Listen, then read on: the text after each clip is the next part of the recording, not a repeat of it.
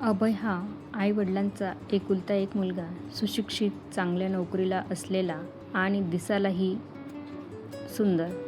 त्याच्या आयुष्यात अमृता आली. अमृता दिसायला साधी पण मनाने अत्यंत श्रीमंत आणि समजूतदार मुलगी होती.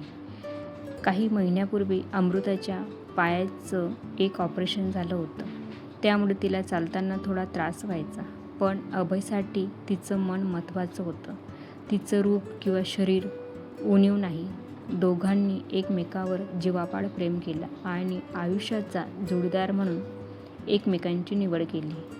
आईचा विरोध आणि ते नाटक जेव्हा अभयने घरी अमृताबद्दल सांगितलं, तेव्हा त्याच्या आईच्या पायाखालची जमीनच सरकली. ती मुलगी जिचं ऑपरेशन झालंय, लोक काय म्हणतील, अशा शब्दात आईने विरोध दर्शवला. अभयने खूप समजवण्याचा प्रयत्न केला, पण आई आपल्या अहंकारावर ठाम होते. शेवटी मुलाला आपल्या शब्दाखाली दाबण्यासाठी आईने एक भयानक चाल खेळली. तिने छातीत दुखण्याचं खोटं नाटक केलं. जर तू त्या मुलीशी लग्न केलंस तर माझं मेलेलं तोंड बघशील, अशी भावनिक धमकी तिने अभयला दिली. आईच्या जीवाच्या भीतीने अभय पूर्णपणे कोलमडला आणि त्याने प्रेमाऐवजी आईचा शब्द निवडला. शेवटचा निरोप आणि अपमान. अभयने अमृताला फोन केला आणि नातं तोडत असल्याचं सांगितलं. अमृताला धक्का बसला. ती म्हणाली, अभय, जाऊ दे, तुझं मूड ठीक झाल्यावर बोलू. पण अभयने मनात दगड ठेवून तिला बोचणारे शब्द बोलले. काय सांगू अमृता, तुझ्यात चांगलं असं काहीच राहिलं नाही घरी सांगायला. ना तू आधीसारखी सुंदर दिसतेस, ना तुला अजून जॉब लागलाय. काय सांगू मी घरी. अमृताला हे शब्द जिव्हारी लागले. 15 दिवसापूर्वीपर्यंत तिची काळजी घेणारा अभय अचानक असा कसा बदलला, हे तिला समजेना. ऑपरेशनमुळे तिचं 1 वर्ष वाया गेलं होतं. ती आधीच डिप्रेशनमध्ये होती, पण या दुःखातही तिने जिद्द सोडली नाही. तिने बँकेची परीक्षा दिली आणि ती पास झाली. तिला नोकरी मिळाली. ही आनंदाची बातमी अभयला प्रत्यक्ष भेटून सांगावी या उद्देशाने ती त्याच्या घरी पोचली. तो सरप्राईज देणारा रविवार. तिला माहीत होतं की रविवारी अभय घरी असतो. ती मोठ्या आशेने त्याच्या घरी गेली, पण दरवाजा उघडला तो अभयच्या आईने, रमाबाईंनी. अमृताला बघताच त्यांनी तोंड वाकडं केलं. काय गं, तू आमच्या रवीच्या बायकोची बहीण ना? आईने उपरोधाने विचारलं. अमृता अडखळत म्हणाली, हो काकू. अभय आहे का? आम्ही दोघं पुण्यात एकत्र असतो म्हणून ओळख आहे आमची. तेव्हा आईने विष ओतल्यासारखं शब्द उच्चारले.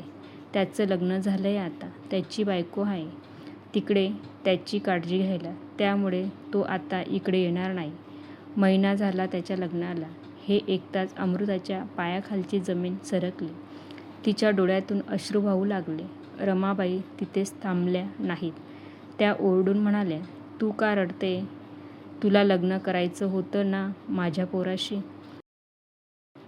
तू आमच्या घरची सून होण्याचा विचार तरी कसा करू शकतेस?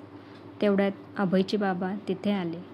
त्यांनी रमाबाईंना थांबवण्याचा प्रयत्न केला, पण त्या ऐकण्याच्या मनस्थितीत नव्हत्या.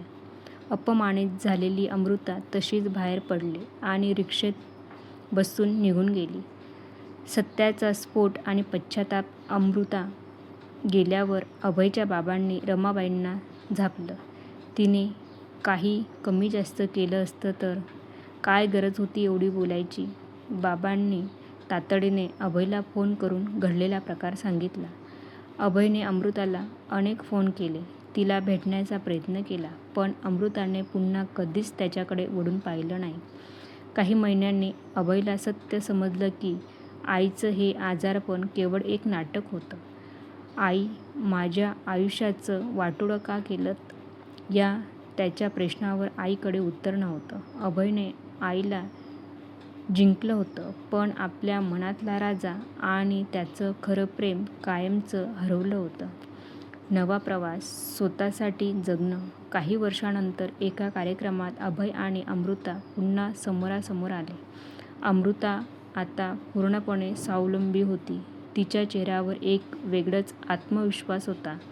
तिच्या आयुष्यात आता असा जोडीदार होता ज्याने तिच्या जखमांना नाही तर तिच्या कर्तृत्वाला मान दिला होता. अभयने अपराधी भावनेने विचारलं, तू खुश आहेस ना? अमृता हसून म्हणाली, हो, कारण आता मी स्वतःसाठी जगते. आई वडील आपल्या भल्याचा विचार करतात हे खरं असलं तरी कधीकधी त्यांचा अहंकार मुलांच्या आयुष्यातील आनंद हिरावून घेतो. अभयने आपल्या आईचा मान राखला, पण सत्याची बाजू न पडताळता आपल्या प्रेमाला बळी दिला. तुम्हाला काय वाटतं? अभयने आईसाठी दिलेला हा त्याग योग्य होता का? की त्याने अमृताच्या पाठीशी खंबीरपणे उभं राहायला हवं होतं? तुमची मत कमेंटमध्ये नक्की सांगा. मी तुमच्यासाठी या कथेला एक अर्धवट शेवट दिला आहे.